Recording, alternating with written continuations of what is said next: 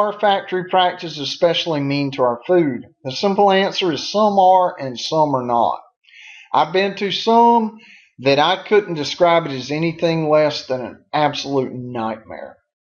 That the only kindness I could imagine is all the animals get a disease and cease to exist because they lived in some of the most horrific conditions I've ever seen. I've seen some conditions so bad that you would never, your average person would never contemplate putting any living thing in those conditions. With chickens stacked on top of chickens up to a ceiling, where you have 10,000 chickens in one little building, and it's so hot, it's so hard to breathe, and the animals have to breathe too. They have to breathe, and their food, they're sick, and they're like chickens losing feathers because they're so diseased. And then these are what we're eating, in the long run. Keep that in mind. I mean, horrific. Some industrial operations are terrible. It's as cruel can be. And I'll just say that. That's my opinion from what I have seen. Some are terrible. But that's just, as I say, Stephen. That's Stephen's view. But there's others that would say, oh, that's not too bad. To me, it was bad. But then I've seen others that even though it's industrialized, the animals have pretty good bit of room. They seem to be pretty happy. They seem to be pretty healthy. They seem to be okay. And it's more industrialized. It has more that animals are able to see the sunshine and walk on soft ground a little more. They have more interaction. They have more things to keep their mind active. Like pigs like to play with stuff, just like cats and dogs do. And they have things to do that with. Goats are the same way. Goats like to climb on things. I've seen goats on concrete floors where they never even get to move or turn around their whole life. And I've seen operations where they have the shelter and the goats are all going to be fed in the same place every day, and they're going to be in the shelter if it rains, but then they're allowed in a more open area with little things for the goats to crawl all over. Those goats tended to seem more pleased with their life. And you just can think about it in terms of if you put your cat or your dog in a box that's about the size of the cat or the dog, and then you increase the temperature, and then you poked it and prodded it and shoved it around and kicked the box around for a long time, most people can see that the dog or the cat's not going to live a very pleasant life like that. That's the way it is in some industrial settings for the pigs, the cows, the chickens, the turkeys, the goats. In other cases, it's not that way. So the simple answer is some factory practices, are they especially mean to our food? Some are. Some are terrible. Some are not. That's the answer to that question. Then the next question for us is it morally okay to be mean to our food? Well, given this week's textbooks readings and some other readings that are put in there, and there's quite a few videos just in the main module for this week, as well as there's a lot of voluntary stuff for those who are really interested in this topic. And I would encourage people to check out all these videos and stuff I posted this week. There's tons of information out there, but a person has to be careful about it and pay attention to who's making the video. That it's obvious that something like PETA, People for the Ethical Treatment of Animals, PETA videos are going to tend to emphasize the foul factory situations. If it's a video produced by the corporation and they're showing what their farms look like, it's going to emphasize the good aspects of industrial operations. That means some industrial is going to be okay, some industrial might be suspicious in terms of how well or poorly are animals treated. People should watch these videos, and you can see that this simple answer is pretty true. But then there's just this question: is it morally okay to be mean to our food or to treat food animals less nicely than we could otherwise treat them? Does it morally matter? Like, Maybe it doesn't. Maybe they're like rocks and sticks and stuff. We can kick a rock around. It doesn't matter. Morality's not going to say anything about that. Maybe a pig's no different than a rock. We don't know. We need reasons and argumentation. Either way we want to go. And so in terms of the argumentation we'll consider this week, we have a clash between two deontologists, which is really interesting. That we have Regan and we have Cohen.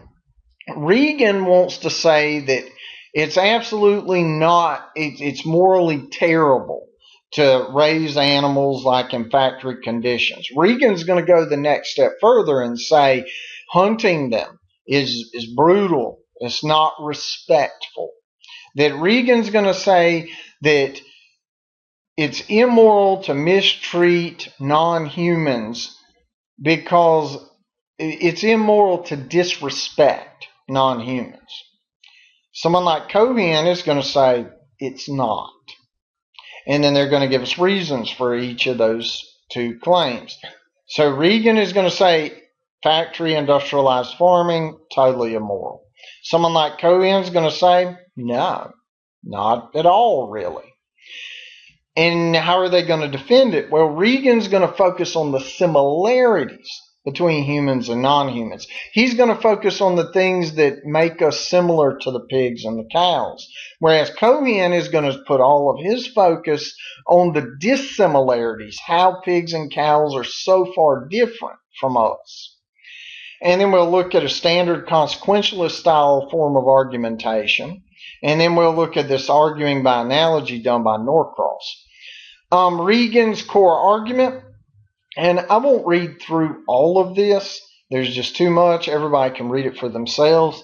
But this is just my summation of Regan's core argument. The question Regan is addressing, to go back to that philosophical pattern of inquiry, is the problem Regan has is some people would say animals, non-humans, don't really deserve any kind of moral treatment. Regan disagrees. So his question is it morally okay to treat non-humans any kind of way we want to? His answer to that is no, it's not. So what is his reasons? Well, his first reason is that humans and non-humans alike are what Regan calls experiencing subjects of a life. And for him, that means, and this is quoting Regan, that humans and non-humans are all conscious creatures. They have an individual welfare that has importance to them, whatever their usefulness to others. That humans and non-humans, they want things, they prefer things, they feel things, they recall things, they expect things. Like anybody that's ever had a dog or a cat knows that the dog, at the time it expects food to be in the bowl, it's sitting at the bowl. So the dog has expectations. Just like human beings, we eat at certain times every day. We show up to eat at that location pretty much consistently the same every day. It's like if you always pet the cat whenever you see the cat, well, the cat's going to look to be petted the next time it sees you. Just like if someone speaks to us every time we come into work one day, we kind of look for them to speak to us the next day, and we'll speak back if that's our habits. So these are habits of expectations, and it seems reasonable that animals of any sort form habits. They have expectations.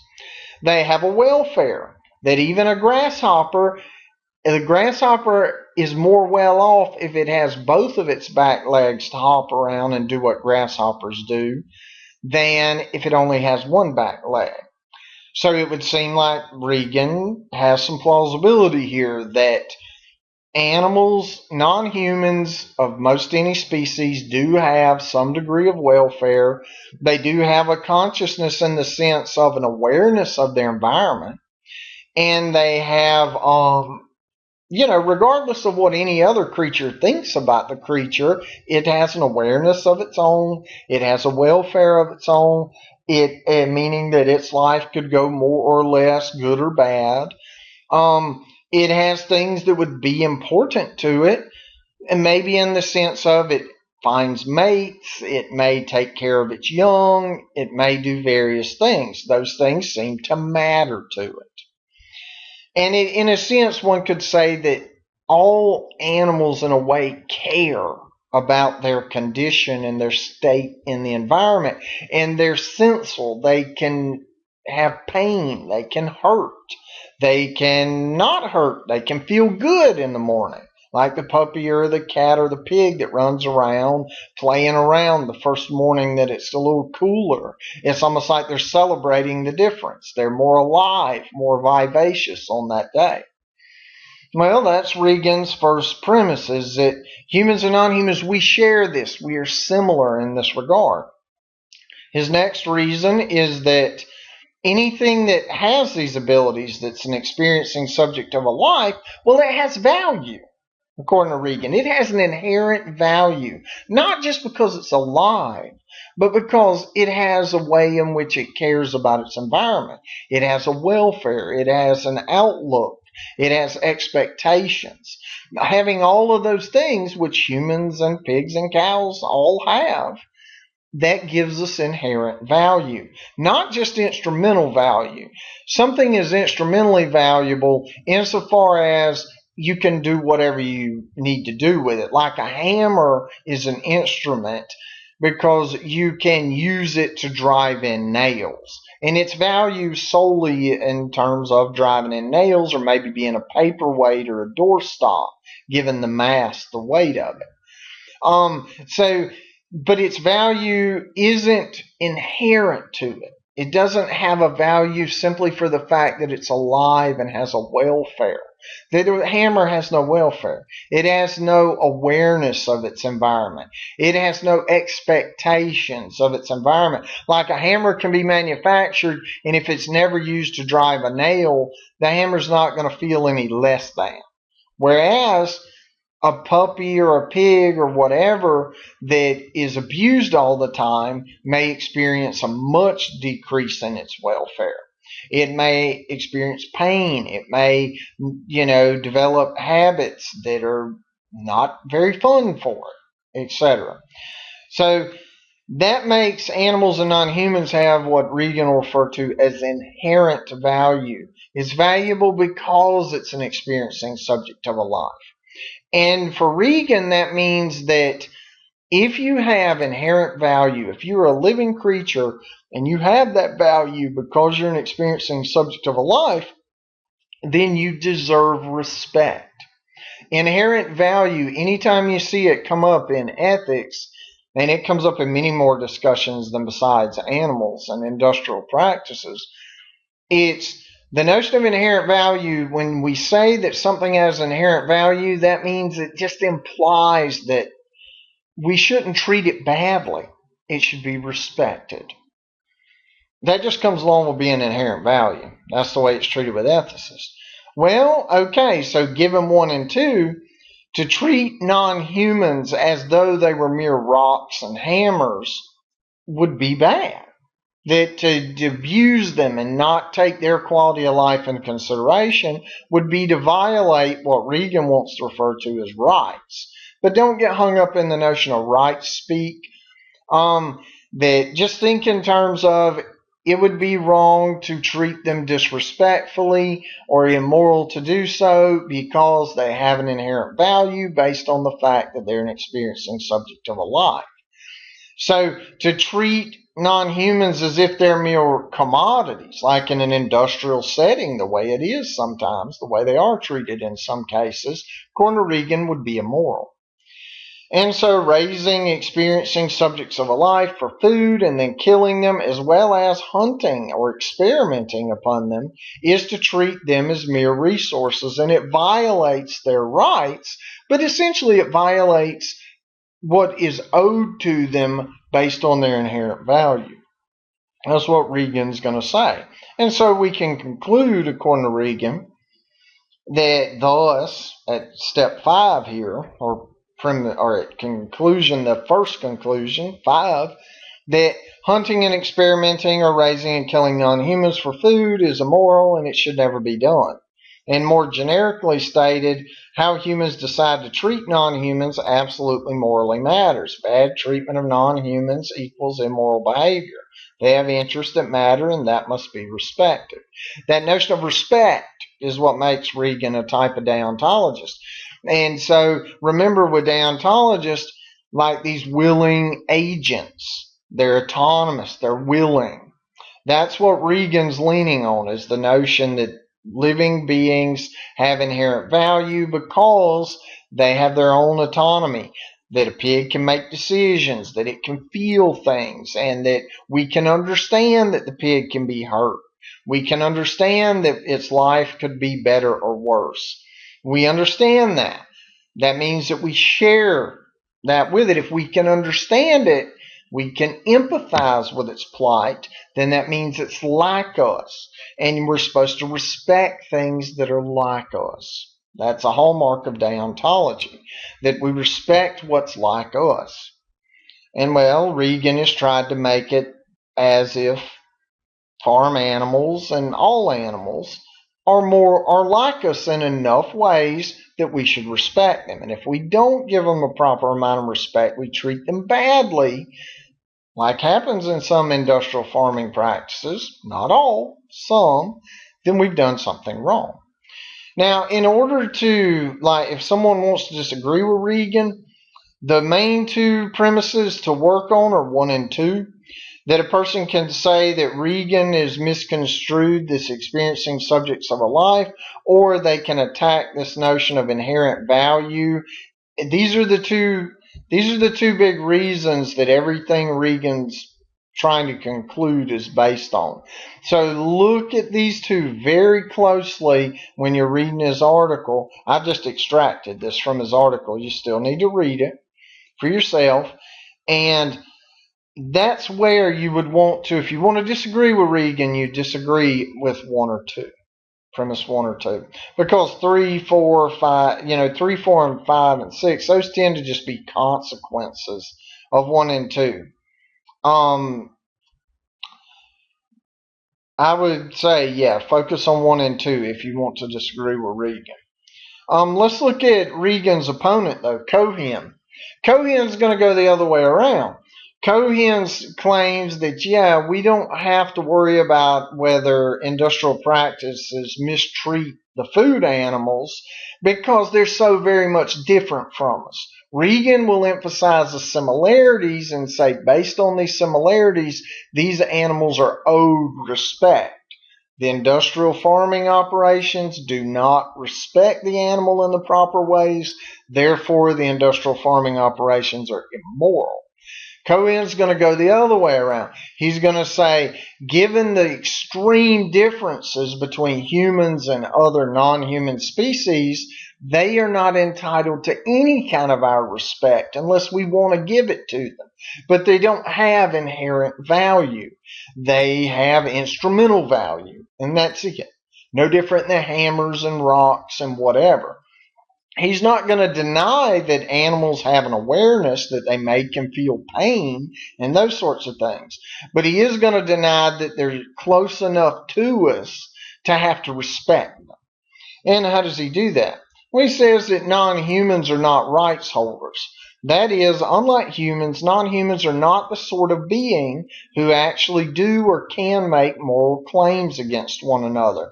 They're not self-legislative. They're not morally autonomous. They lack the capacity for free moral judgment. They're not beings of a kind capable of exercising or responding to moral claims. They don't have the capacity to comprehend the rules of duty governing all, including themselves.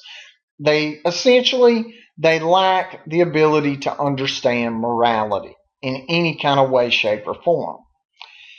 And for Regan, if you cannot understand morality, then you cannot matter as far as morality goes. You're not a moral rights holder. You cannot make a claim on other moral rights holders. Essentially, animals lack the intellectual capacity to morally matter. That's what Cohen's coming up with. They're not smart enough. They're not enough like us in terms of understanding morality and ethics to count when we do the moral calculus. Yeah, and if you are not a rights holder, then we don't have to be morally concerned about them. For example, a cow can't understand when I go out there and want to talk about ethics to the cow. Cow can't understand that. Maybe it can. We don't necessarily know, but there does seem to be some evidence to say that the cow, they have not generated any of their own ethical treatises. They've not written a bunch of books. They've not typed in or made YouTube videos about the plight of something they care about. They've not campaigned about this stuff. Humans do, though, all the time. Well, according to Cohen, if a creature cannot do what we do as far as morality goes, then they don't morally matter. They don't enter into our decision making in terms of who we, as autonomous, rational, willing agents, have to care about or respect. It's nice if we want to treat them okay and decent, but we don't have to. Morality doesn't force us to.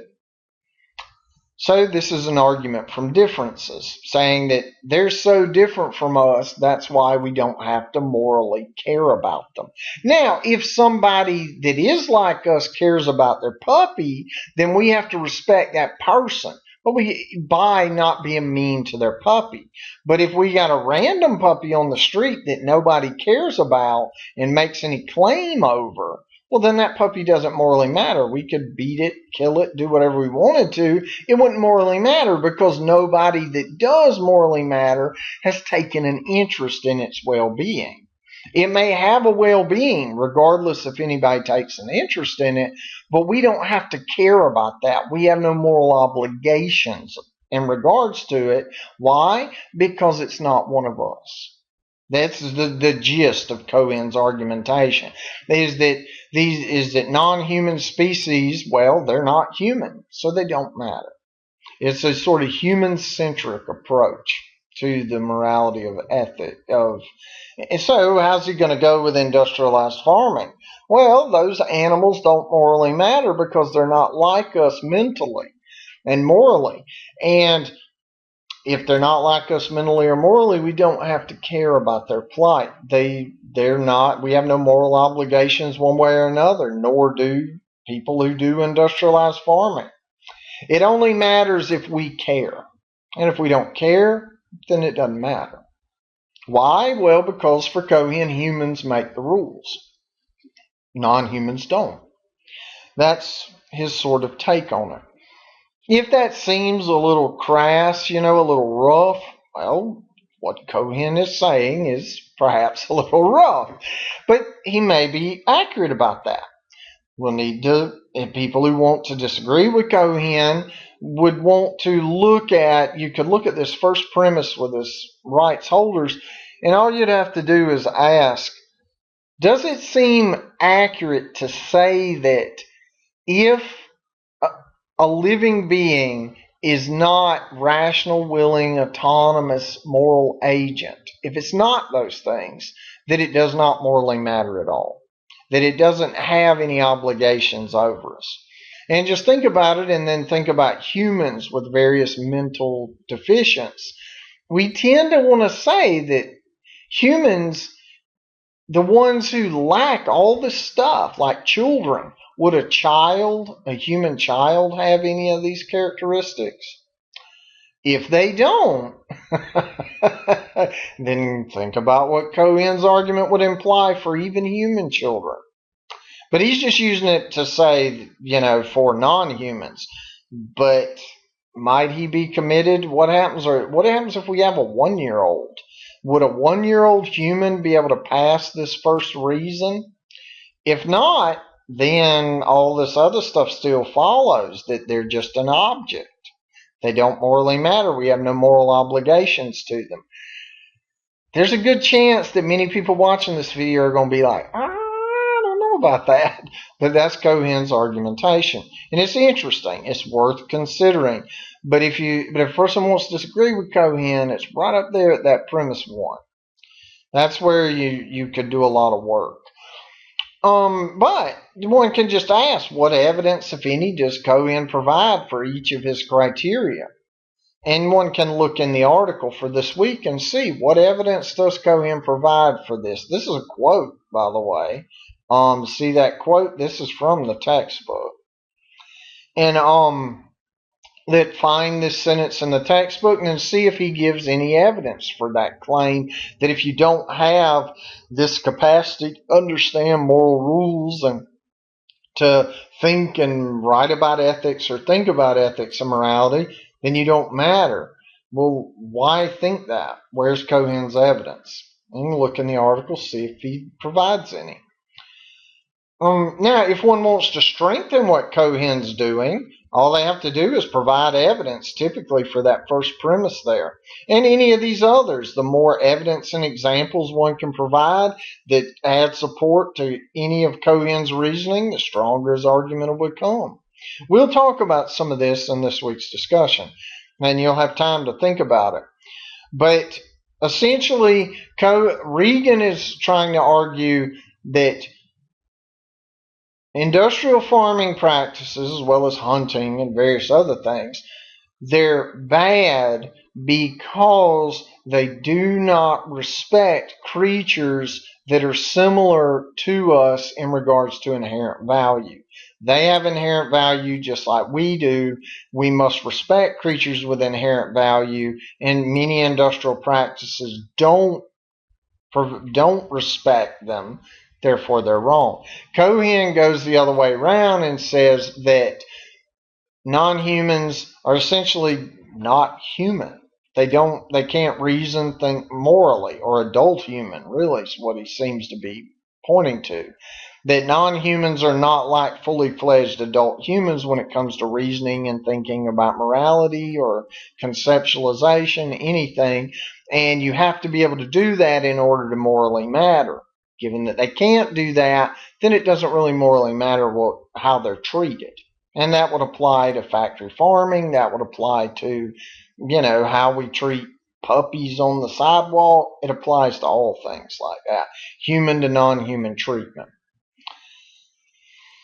At this point, a person could make, those are two deontological style arguments based off of who we should respect or who we don't have to respect. The generic consequentialist argument is kind of interesting, is that a consequentialist could go either way. I've just given the defense of treating non-humans any way we want, is that someone could say, well, if raising non-humans for food or beating on them or doing whatever we want to do with them, if that results in the best overall consequences for the majority of humans affected by such practices, then such practices are moral. Then all you got to do is find defense to say such practices do in fact result in those best overall consequences for the majority of humans.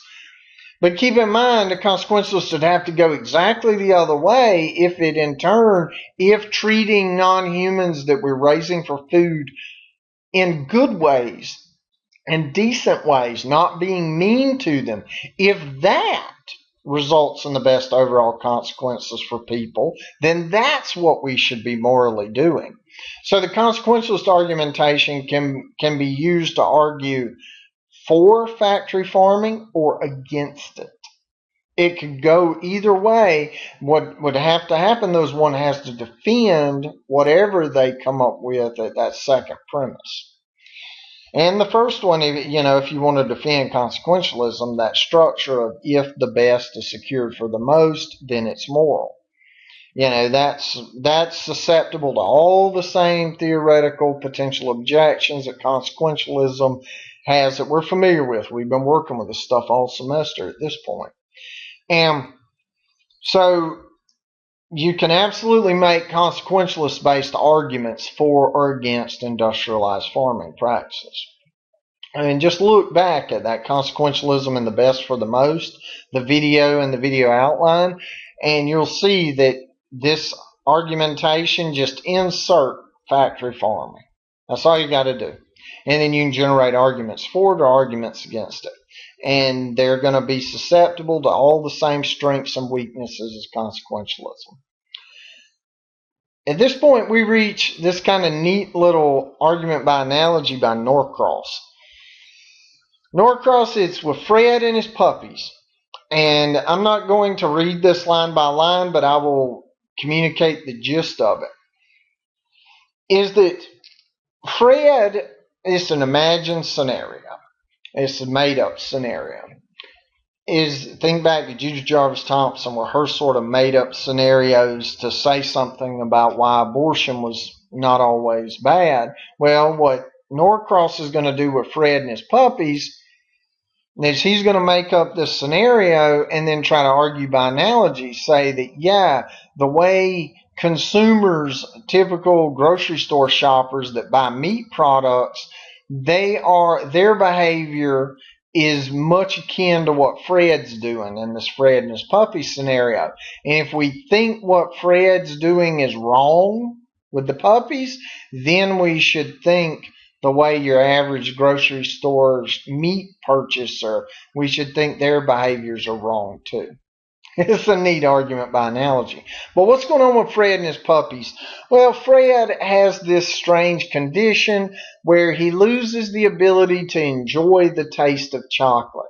That Fred loves chocolate, but for whatever reason, he loses some chemical in his brain or his body that helps people enjoy chocolate.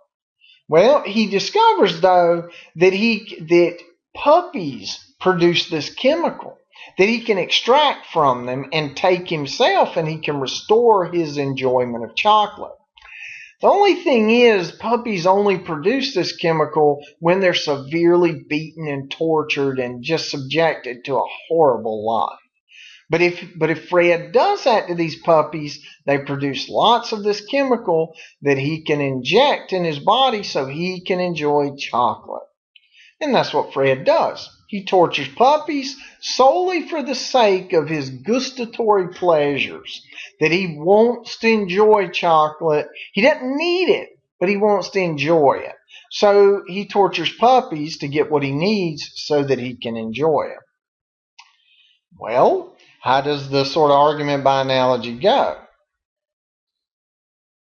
Well, systematic and horrendous puppy torture was the direct result of Fred's preferred eating habits. That's premise one. Yeah, and that seems, given the scenario, that's what Fred did. He tortured puppies, horrendous and systematically tortured puppies, and that's a direct result of what Fred prefers to eat. He wants to eat this. He doesn't need to eat it, but he wants to. And he tortures puppies to do so. That's just a fact given the scenario. Now, the next thing, this is the analogy. On premise 2, systematic and horrendous pig, chicken, cow, etc. torture is the direct result of the preferred eating habits of the majority of contemporary meat eaters. Industrial practices are this way in order to keep up with meat eater demand, while at the same time making enough money to stay in business. And that's where the work comes in. The analogy is to say that Fred tortures puppies solely because he likes chocolate and wants to enjoy it. Puppies allow him to do that, so he tortures them for it. Well, Norcross is going to say the average meat consumer in the United States, they don't have to eat nearly as much meat as they do. They may not have to eat any meat at all. We just have to see what science says. But the reality is we don't have to eat as much as we do, and yet we choose to. And industrialized practices, in order to keep up with our demand, sometimes they treat the animals terribly. They confine them, they shove them around, they beat on them, they're very, very mean to them. Well, we know this now. We've talked through this in this video. Sometimes industrial practices are fairly horrific to the animals. Well, the idea is, what's the difference between Fred torturing puppies and your average grocery store shopper buying meat? Norcross say there is no difference. The grocery store shopper buys more meat than they need. Why? Well, because they just like the way it tastes. They just want it, so they buy it. Well, as a direct result of their buying it, industrial farming operations must exist. And those operations are sometimes highly torturous and brutal to the animals. So there's a direct connection between people choosing something that they don't have to have when buying the meat at the store and the torture of pigs and cows and chickens. Just like there's a direct connection between Fred choosing to eat chocolate that he doesn't have to have, or not nearly as much as he thinks he does, and then the torture of puppies. Well, the next maneuver is like all arguments by analogy. Assuming the analogy works, if it's bad for Fred to torture puppies, if that's what we think, then we should likewise think it's bad what we do as average grocery store meat shoppers.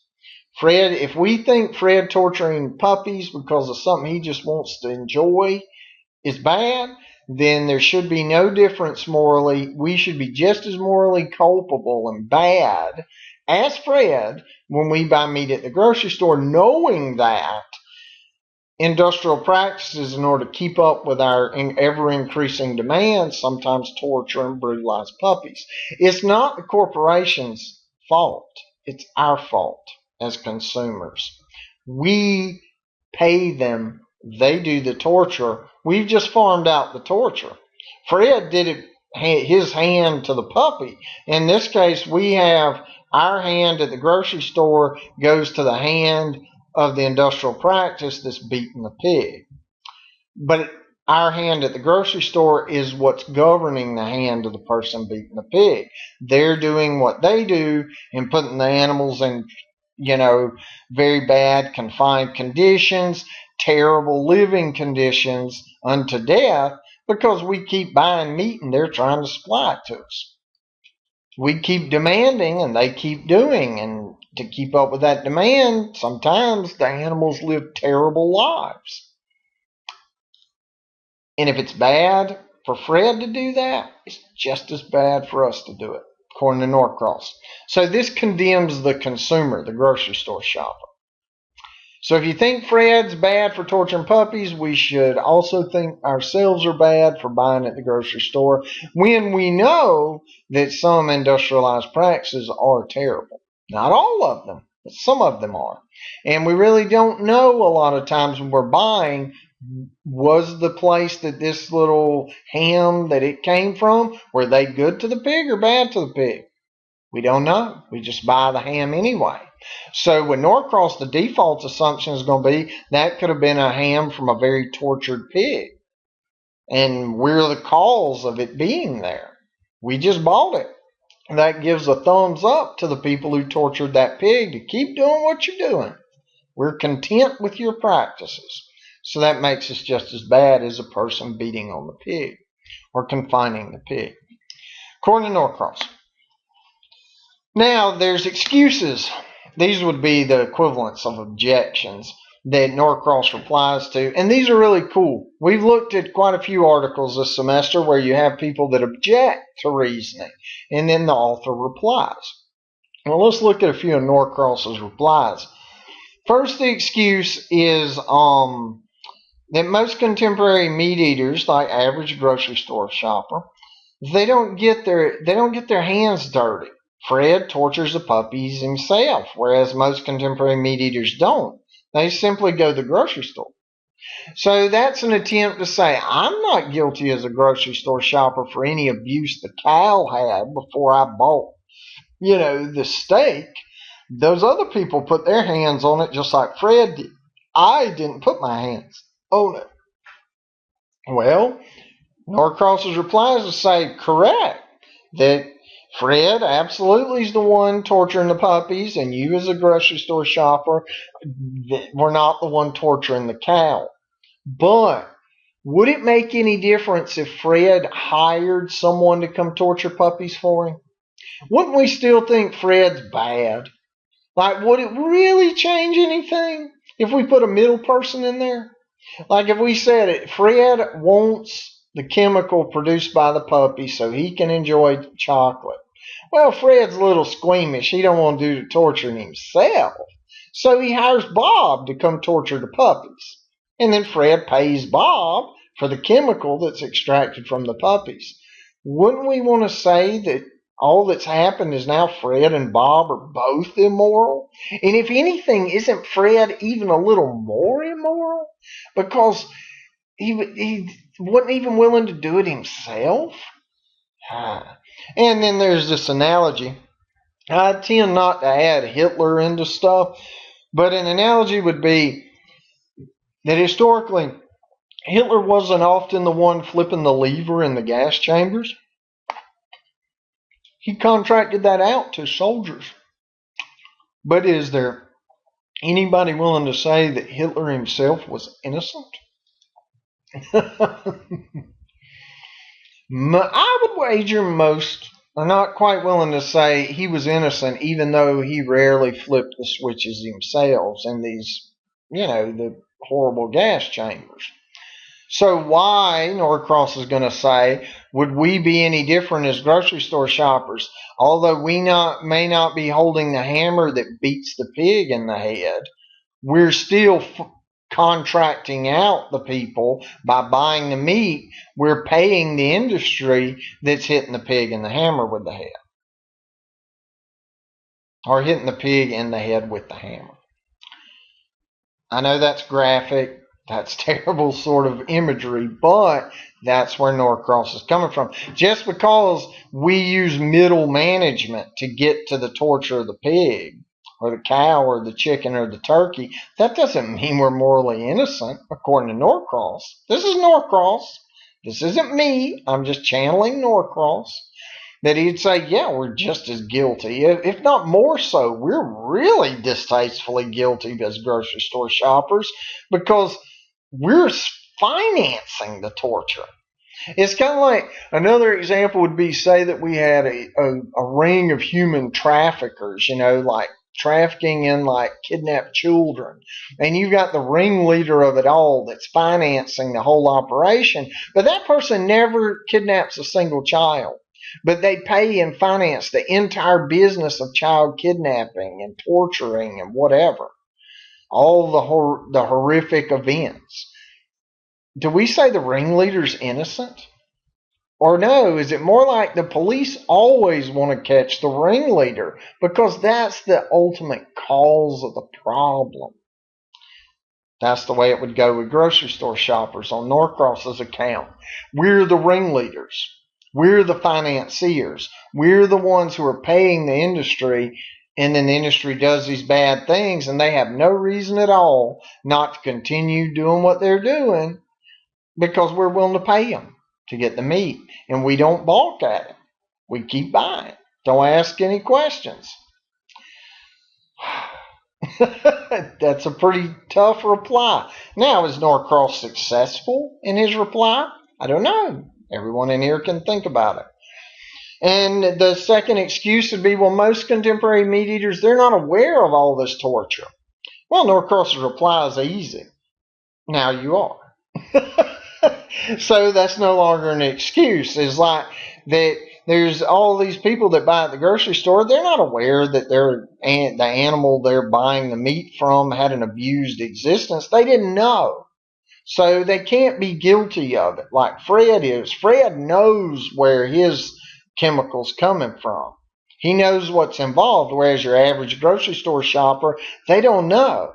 Well, Norcross's response is going to say, now that you've heard everything he said up to this point, you do know. So the next time you go to the grocery store with this new knowledge, you're going to be just as guilty as Fred. If you think Fred did something wrong, you will be doing something wrong. That's his response. Excuse 3 is someone could say, yeah, but this is a big industrialized practice. And an individual person can't do anything about this. Like me stopping buying meat at the grocery store, that's not going to affect the industry at all. So, and no one else is going to stop buying it. Not many people anyway. So I shouldn't be wrong if I buy it. Well, this is going to be a Singer style response. If you remember where you have the drowning baby in the puddle and there's a bunch of people standing around and nobody's reaching to get the baby out. Well, Singer's going to say, yeah, that just makes a whole lot of people immoral. That don't make you get off the moral hook. It means you're just bad with the rest of them. That's one way in which Norcross is going to reply to the idea of all these other people are doing it and me stopping is not going to make any difference, so I shouldn't be bad if I don't stop. Norcross is going to say, no, you're just joining the rest of the bad ones. And moreover, stopping from buying and financing the torturous existence of these animals does directly, it makes an immediate impact, according to Norcross. That's one less chicken that might live a tortured life. That's one pig that might not be tortured. That's one cow that might not be tortured. If you don't buy it, then they may not produce an extra cow that next year because they didn't have quite as high of a demand. And if enough people quit buying it, it could turn into thousands of cows, thousands of pigs that the industry doesn't need to keep producing, so it backs off. Remember, supply is responsive to demand. Even small demand changes can have big, sort of snowball effects down the road. So that's how he replies to that. The next one is, he says excuse that one person can't make a difference. Well, that's just false. According to Norcross, that, one person could. Now, the next excuse is kind of interesting, is that, Fred's situation and that of contemporary meat eaters supposedly differs, the way this objection or excuse goes. Fred intended to torture the puppy solely for the sake of satisfying his gustatory pleasures. He liked his taste. He wanted chocolate to taste good and wanted to eat good tasting chocolate. Conversely, contemporary meat eaters don't intend for pigs, cows to be tortured. They instead only intend to eat the meat. Sure, all the contemporary meat eaters now know that their eating choices and habits have the unfortunate side effect of non-human torture, but such is never intended. And as everyone knows, people are only morally accountable for the actions they intend, not the foreseen but unintended side effects. So this is the way this sort of objection to Norcross's reasoning is going is that in Fred's case, Fred intends to hurt the puppy so that he can get the chemical. What someone would want to object to Norcross and say, yeah, but that differs from your average grocery store shopper, is that the average grocery store shopper doesn't intend for the pigs and the cows that they're buying the meat from to be hurt. They just intend to buy the meat. They don't have a malicious intent. Their motive is not to hurt these animals, whereas Fred's is. Norcross is going to agree, yeah, sure, that's fine. The scenario of Fred differs from the average meat eater in this regard. But for one thing, now that we know that this happens, how could we not intend it if we continue to buy it at the grocery store? Then the intent, we do end up with a malicious intent.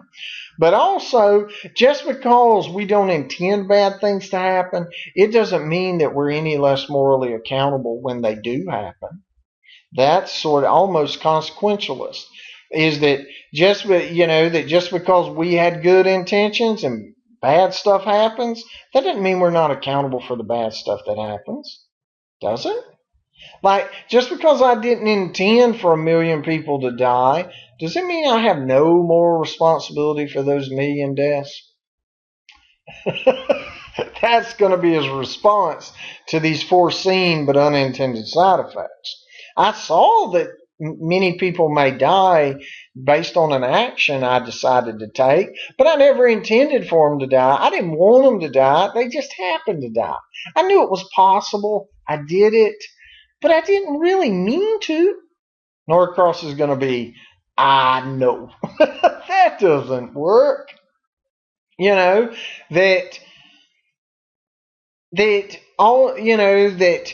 contemporary meat eaters, they're not trying to achieve some overall good purpose anyway. According to Norcross, at least, they're buying the meat because it's what they want or what they've always done.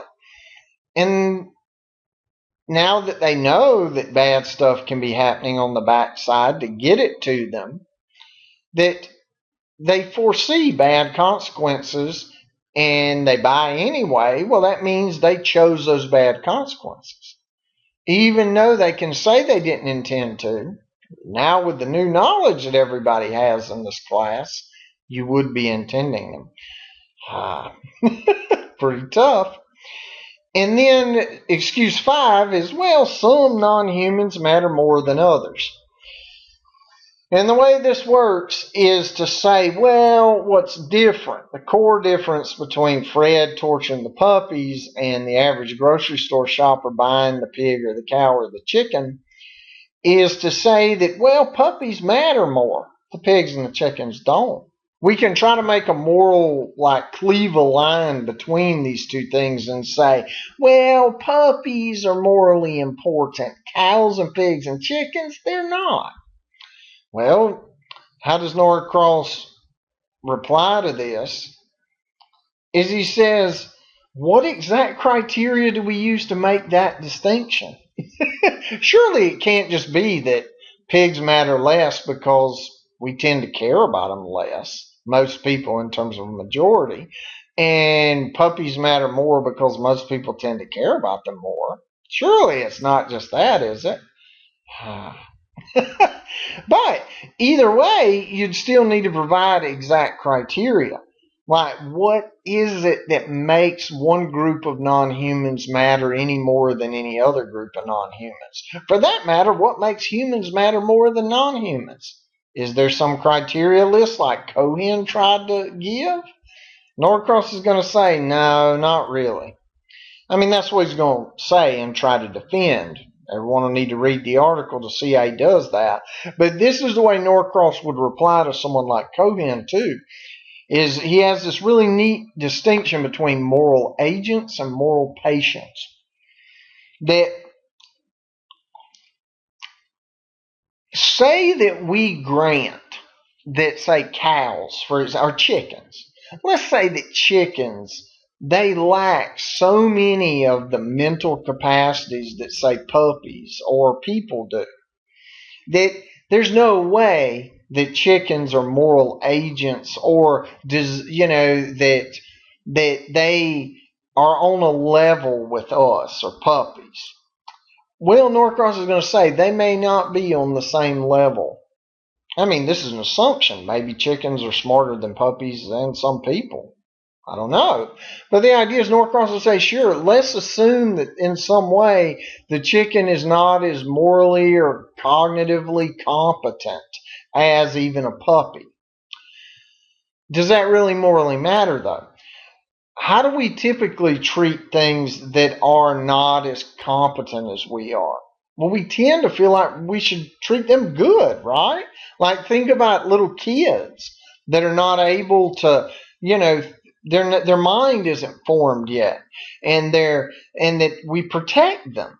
We take care of them. They are our patients. They are things we take care of and are morally obligated to take care of because of what they lack that we have. It's like the very fact that we have the ability to recognize their vulnerability morally obligates us to protect them rather than hurt them. So we have a moral obligation to care about their well-being. And the lower down the cognitive ladder something goes, the more we might have an obligation to care about it. That's a neat turnaround from Cohen. Because someone like Cohen's going to say, oh, it doesn't have these moral cognitive capacities, therefore it doesn't morally matter.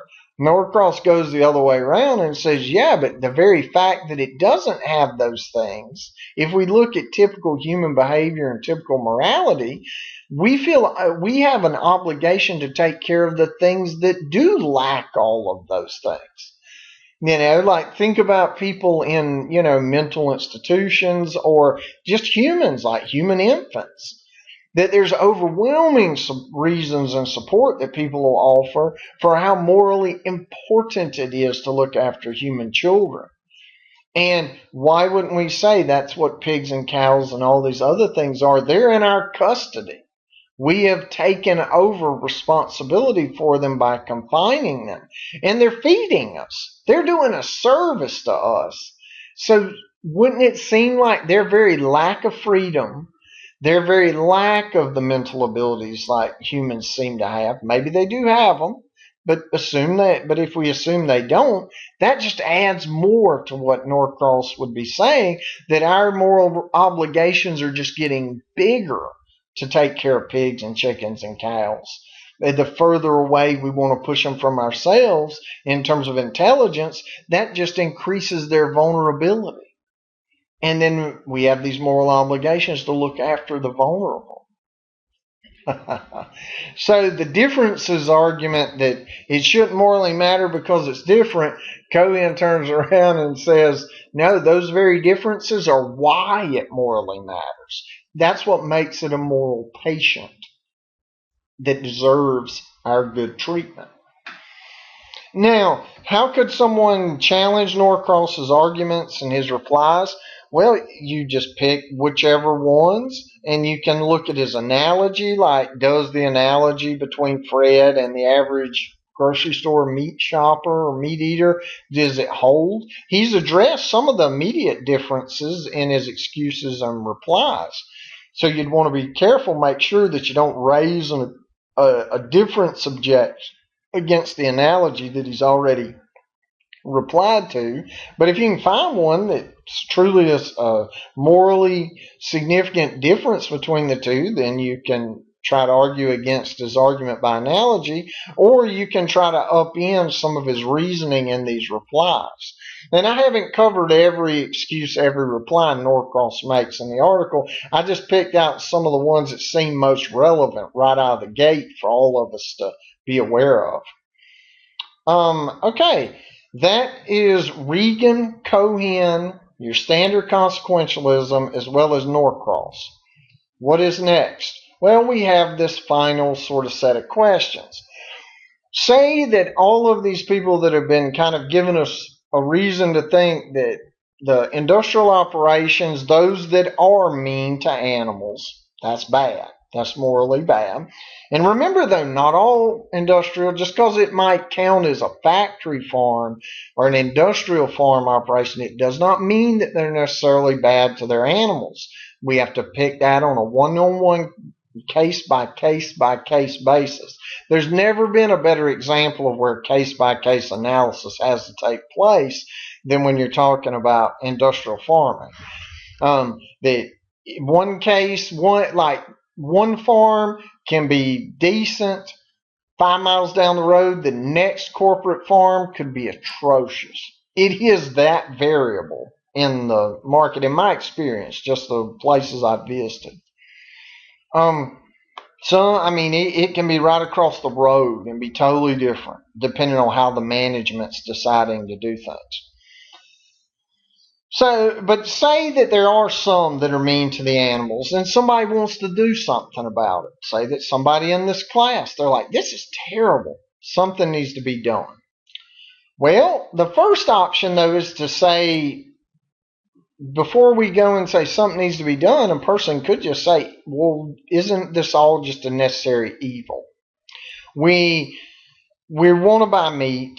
Sometimes corporations are going to cut corners. Staff is going to abuse the animals. Yeah, that's bad. That's an evil. But we don't want to slow down the amount of meat available to buy, so isn't this just a necessary evil? This is when ethics and morality meets reality, and reality wins, right? So we don't have to do anything about this. That's one way a person may respond to what we've talked about up to this point. Maybe. That's one option. But let's say someone does want to do something about this. How do they go about it? Well, there's always the old default. They can get a permit, go protest, make demands on the government. They can lobby, try to regulate farming even more than it already is. Essentially, a person could try to seek a governmental solution to this problem. Well, there's some value to that, but maybe not in the way people tend to think. That standing around holding a whole bunch of signs up talking about industrial farming needs to be more humane to the animals, one needs to ask, does that really help a single animal? Or might it be more effective to say, go to law school, and try to have a hand in the regulation process. Or maybe go become a member of a big agribusiness corporation and try to work on company policies and company oversight. That's an option too. It doesn't all have to immediately go to protests. That's the question, to always think about. If one really does care about the plight of the animals, there's way more government legal options than just carry a sign around. Carrying that sign around may raise public awareness, but the reality is that many of the public's kind of aware of what's going on with animals, meaning, or maybe not, but now more of the public is through a class like this. And the idea is, maybe if we want a legal solution, there's a lot of other options. There's lots of options. But there's other options too, much more simple. A person can just alter their purchasing behavior and try to buy from farms that they are familiar with. You can't just go off of the packages, the labels, it's like I said, just because it's from a small scale farm, just because it has a bunch of things printed on the package, that doesn't really mean anything unless the person actually goes to the actual farm and sees how the actual animals are treated. That takes a lot of time, and it's almost surely going to cost more money to buy the meat from animals that are better treated. But you could be getting just as lucky at your grocery store if it's coming from certain small farms, even though they may be running industrial occupations. It could be coming from a giant, true factory farm, but the animals may not be necessarily terribly treated at that one. You just don't know. And so the idea, if a person really wants to know, where is this meat coming from? I don't want to pay people that are doing torturous things to animals. There's only one answer to that. They have to go to the farm. And the farm may or may not allow you to see their procedures, because the farm has a big liability risk. And plus, there's been cases where various protest organizations like PETA, the farmers let people come in. They think they're honest. They just want to see how their meat is treated. And then that person brings in hidden cameras, like you'll see in some of this week's videos. And then they publicize it and they demonize the whole farm. And maybe that farm needs to be demonized sometimes, but sometimes maybe people don't understand what they're seeing. You'll hear a discussion of that or read it in an article by Foyer this week, by a guy that says, I am a factory farmer. He'll explain that sort of side of things to you. And so being able to actually go and see the process may or may not be so easy. I have been able to do it because I have family in this sort of industry, and I grew up in it. And I've visited lots and lots of farms, and so I've seen it and kind of can still go to these places. And you could too if you talk to the farmers in the right way. But they don't owe anybody anything. They don't have to let people see what they're doing on their farms. Then the extra kind of kink in the wheel is, even though you may go to a farm whose label is stamped on the package, you can't be sure that the meat, as it made its way through the processing factory, through the slaughterhouse, that it wasn't mixed with meat of an animal that was abused at a different satellite part of that farm. It's like the very meat processing itself. We're talking about things like hamburgers, for example, or hot dogs, or bologna. Things like that. That's kind of a mixed meat combo thing. And so, sure, there could be some from 5 or 6 different animals in that. There could be 100 different animals. Who knows? The only real way to know when we're talking about altering our purchasing behavior would be to see the animal at the farm, follow it as it gets hauled to the slaughterhouse, follow that exact animal's meat as it makes its way through the meat processing, and then put the package in your hand on the other side. That's the only way to have true altering purchasing behavior make a difference that you know made a difference. That's the only way you can know it with about as 100% certainty as possible. Now, a person can back off of some of those steps and just point in that direction and hope for the best, or they can go through all those steps and actually know. How many people have time to do that? How many people have the money to do that? I don't know, but that is a possible way to react to the idea of some places treat the little animals mean. Another one is a person can become a small scale farmer. Like I mentioned earlier, it's totally possible for people to decide to go back and do some farming on their own. There's nothing that says they can't. I mean, it's a choice. It's a choice to not farm. That it is totally fine for a person to choose to farm. It's not illegal to be a farmer. And by all means, if people would like to know where did this chicken come from, well, they can put a little chicken house in their backyard and let the chickens run around and treat them as well as they want to treat them. And then they can kill their chickens and pluck their chickens and cook their own chickens. It's totally possible. People did it for hundreds of thousands of years. It's still possible today to do the same thing. Some people do that. They choose that route. They become the small scale farmer because they want to know where their chicken or their pig or their cow or their turkey or their fish or whatever, they want to know where it comes from, what it was subjected to. The best way to do that is buy it and get involved. Educate oneself on how to do these things. And it can be done. We live in an age of the internet where there's so many resources, it's totally possible to do that. I mean, it is. It takes a little bit of money. It takes time. It's not easy to farm on anything. But, we have time. Or if we have larger paid jobs, we have the money too. We may have time. We have money. We could take, and that can become our hobby, is to raise our own little animals. That's totally possible. A person can be the change they want to see in the world, the old Gandhi line.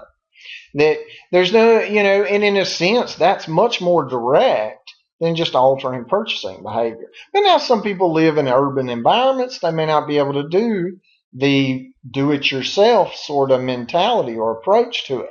But it's totally possible to do that. And in some ways, these two options tend to have the most immediate effects, more so than the lobbying, the regulating, the government solutions, the protesting. Those are slow. Because when we try to do government regulation, there's going to be lobbyists for the agribusiness thing. Then there'll be lobbyists against the agribusiness. And everybody's going to do a bunch of trading in the back end. And so it may take 50 years for any significant difference to kind of percolate down. Whereas a person can become a little small scale farmer themselves and they can, within a year, be doing perfectly fine. Now, would it make sense to try to go into trying to grow your own pigs to sell in the open market? Maybe at a farmer's market. But at this time, it's to compete without contracts. That's a little challenging. It's not impossible. Some people do it. But it's more difficult than it used to be. But there's options. One can always bring back farming as an occupation. The beauty of farming is anybody that's willing to learn can learn to do it. If they have the right temperament and they put themselves into it, it's totally possible. And then the main thing, though, before deciding anything about what this video has talked about, a person needs to research and do everything to educate themselves about the intricacies of this sort of situation. With farming, its history, the reason it is the way it is today, and that it informs people of what can be done, what makes sense to try to do. And it's real easy with a situation as complex as this agricultural situation to think that, some people will just make claims like, oh, yeah, it's terrible. We should treat these animals better. Well, that may be true, but when it comes time to actually do something about that, we want to make sure that we're doing things that actually work rather than just telling other people what they need to be doing. Sometimes it's easier to just be the change you want to see in the world. Or so Gandhi thought, at least. But that's interesting. Those are just some options. And I think it's important to let people, to give people those options so they can think about it. It's a way that ethics and all of this sort of argumentation, it's one thing to make a claim and to find reasons for it and to build a good argument. But what happens if you buy into certain arguments? That's when it comes time to actually want to do something about things. And in this case, here's just a few of the things a person can do. There's other options. But this is just the beginning. So I hope that's helpful to give people that kind of add on this week. But that's the end of this video. Please let me know if there's any questions. I am always here to do my best. I'll always do my best to help. I hope it's been interesting. I hope people have kind of enjoyed learning about the farming and the idea that sometimes certain practices may be quite mean to our food, but we need to be careful and think about, it's some, it's not all. And I look forward to this week's discussion. Until then.